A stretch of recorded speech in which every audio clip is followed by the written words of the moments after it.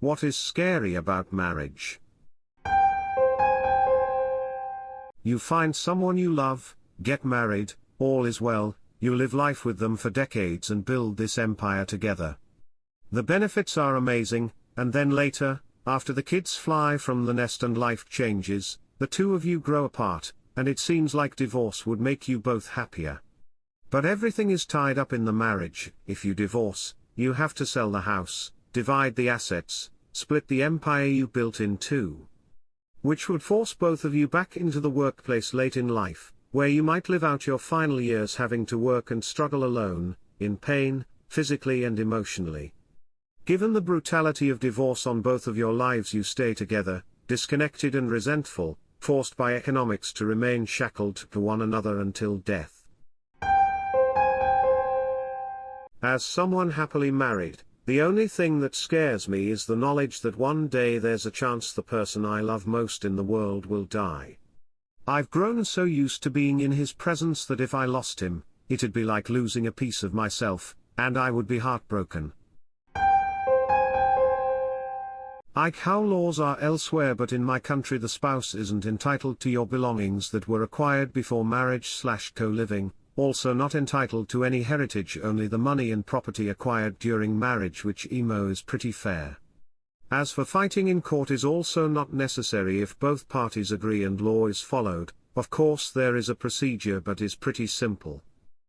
Oh, and mind you here, even if it's just a girlfriend, if she lived under same roof, and can prove it, for a certain amount of time, forgot how long, can indeed fight you in court over ownership of things acquired during that time. So here marriage only really brings a certain amount of convince in certain legal situations.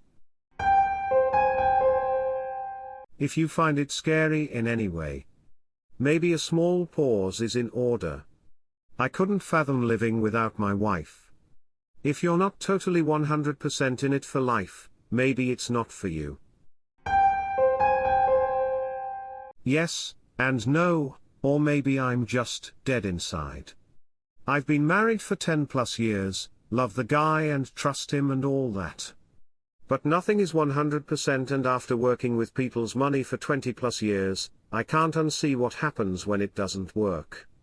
Or unintended things like death and layoffs happen. To rely on anyone fully and to not at least consider the logistics of it not working, to me, is a little naive. As a guy, a large part of attracting a partner is being stable both emotionally and materially. For most, that material part means a job, a home, maybe a car. So you work for all that, find someone, get married, something goes wrong and half the effort you put in vanishes. It's absolutely not worth the risk. Involving the government in your relationship seems antiquated and could only be harmful. Believe it or not, it's pretty much the opposite. You already interact with the government a lot. Your partner interacts with the government a lot. When you're married, you can handle that shit as a single entity. Sort of like how every employee at your job doesn't have to fill out their own version of the company's taxes, paperwork, permits, etc. A bunch of people form a company, and then just do one set of permits, paperwork, and taxes. When you're married, it's kind of like that. You choose to function as a singular entity when interacting with the state on certain matters. It's super helpful, and honestly, 99.9% upside for the couple. If you're serious about being with a partner for the rest of your life, and building a life together, not getting married makes about as much sense as you and a business partner not incorporating. Relationship with the government shouldn't benefit a person in any way. It's illogical and only serves to make dissolving that relationship more difficult. Believe it or not, it's pretty much the opposite. It's not. You already interact with the government a lot. Your partner interacts with the government a lot. When you're married, you can handle that shit as a single entity. How is this beneficial?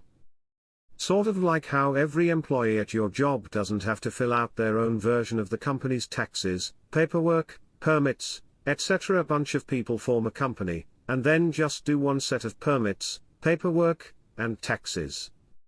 It's not like this in any capacity. When you're married, it's kind of like that. You choose to function as a singular entity when interacting with the state on certain matters. It's super helpful, and honestly, 99.9% upside for the couple. What's that 99.9% upside? I'm married. I'm not sure what benefits you're referring to. Marriage is antiquated and mostly pointless. Registering a being so attached to another human for so many years. Like, that person is gonna die. How are you supposed to be without someone you've been with for 45 years? I mean, I've been with my husband for only 25 years, but still. I watch my mother-in-law and my husband's aunt and wonder how they do it. Marrying someone who turns out to be a serial killer using me to hide in their normal life, then one day kills me because they found out I placed a nano tracker on them that links them to crime scenes and I knew too much. I feel you on that, honey_fire. I seen the murder shows on ID, even on Evil Lives Here. Some of the episodes I seen, these women met the guy at first thinking he is sweet until they have a dark side find out. Then they found out they killed innocent victims. Time 1:08 p.m. Tuesday 9th of March 2024. The whole forever thing is kinda wild. Like, do you really wanna share a bathroom forever or what? You can have 2 bathrooms, though XD. But seriously, I'm a woman who has never fallen in love, and if I ever do, I would never get married. However, I think the only good reason to make that decision is because you genuinely want to be with that person forever, considering there's death and divorce, but you know what I mean. If you don't feel that way, it wouldn't make sense. Almost everyone is talking about finances and divorce. Let me present you some different perspectives. Burden. The first thing that should scare you is burden. Before marriage, each person is responsible for their own lives. After marriage, each person is responsible for both lives, and if life gets tough, one must carry both burdens alone.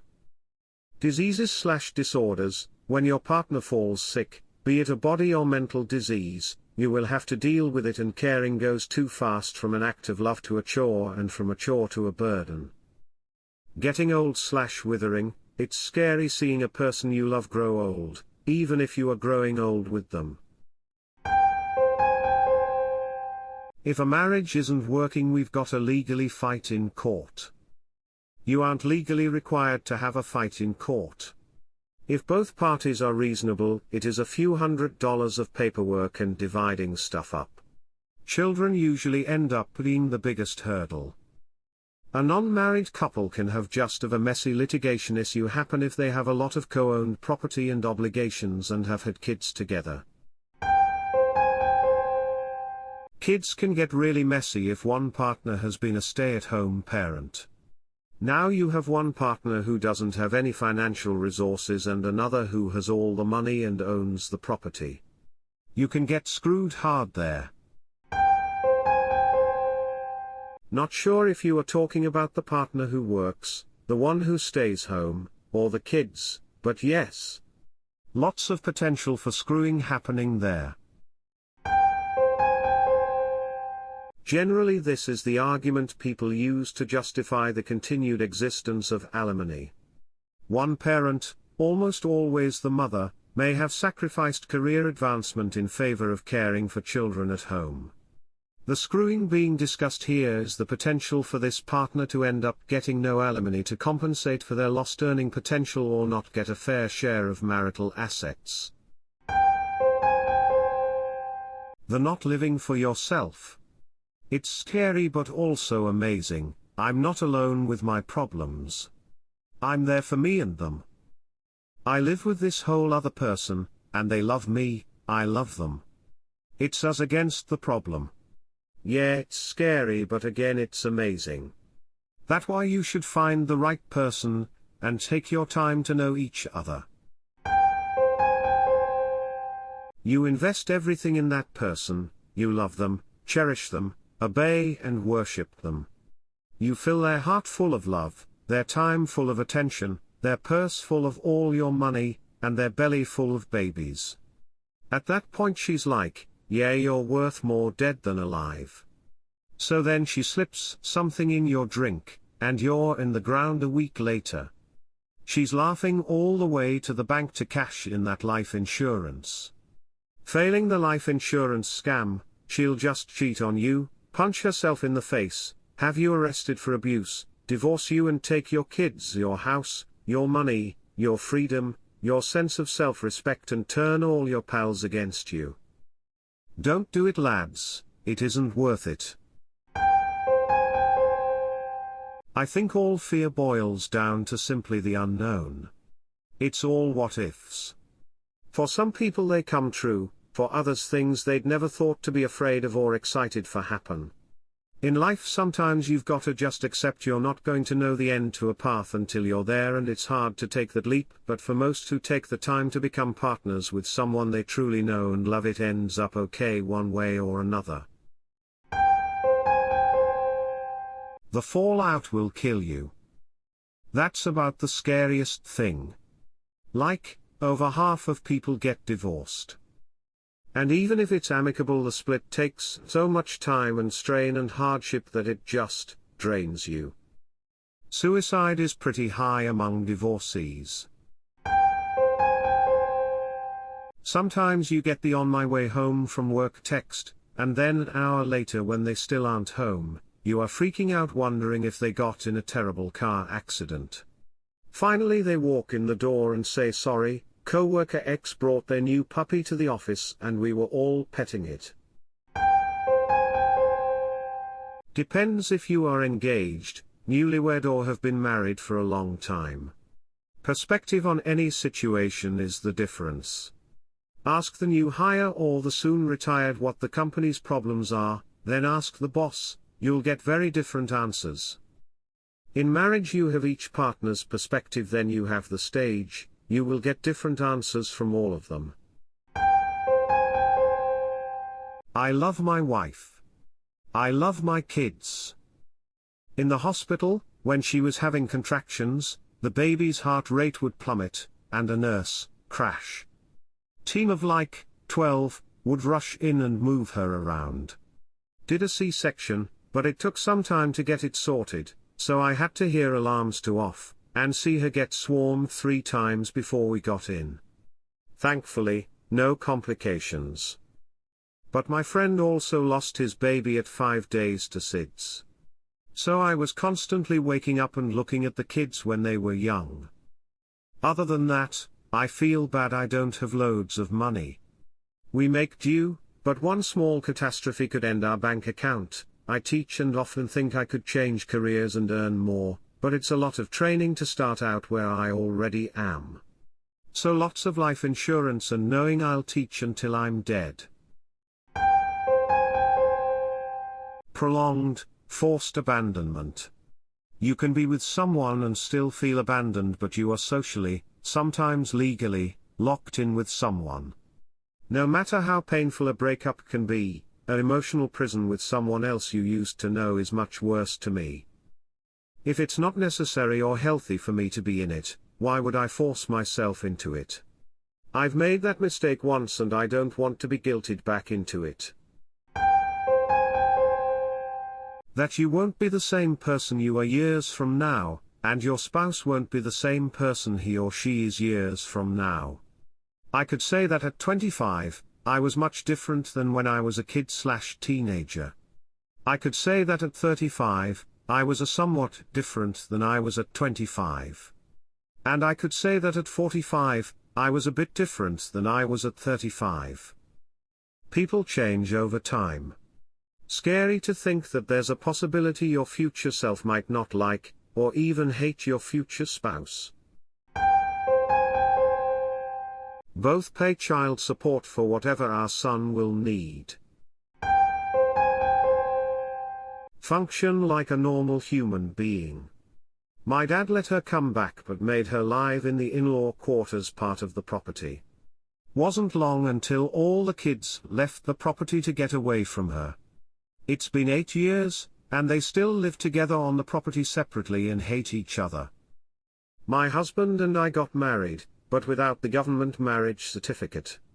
We had a backyard wedding for commitment towards each other, and I am in the process of changing my last name to his.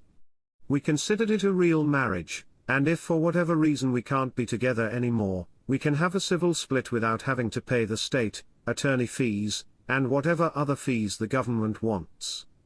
We keep our finances split.